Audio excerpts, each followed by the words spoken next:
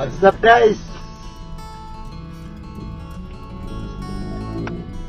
Signal number 2 ang Metro Manila sa bagyong Christine. Pambira si Christine, mga idol. Ano to? Tawag nito yung sagabal sa hanap buhay.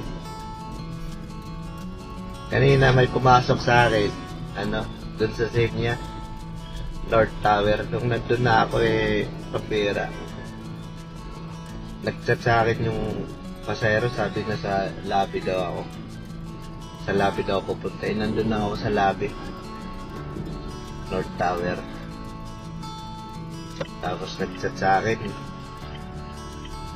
sana daw ako. Sabi ko, nandito na ako. Sabi na, wala ka. Tapos nagalit siya. Pinapagalitan niya ako sa chat. Nilayasan ko nga, kinancel ko. Pera. Ako. Driver mo, papagalitan mo ako? Diba, guys? Papagalitan. Buti kong kabisado ko yung lugar nyo, dyan sa inyo. Dapat i-advise mo ako ng ayos, di ba? Hindi yung papagalitan mo yung driver, hindi mo naman yung pinapasawilduhan para pagalitan mo.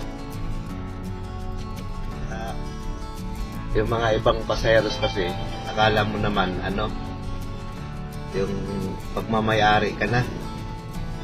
Katulad nito, may pumasok ko, di ba? Hop-in. Di ba? Yung mga ganito, banat, ayan na. Di pala.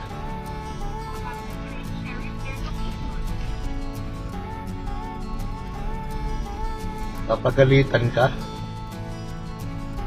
kala mo naman, sariling driver. Di na, oy. Maghanap ka ng driver mo.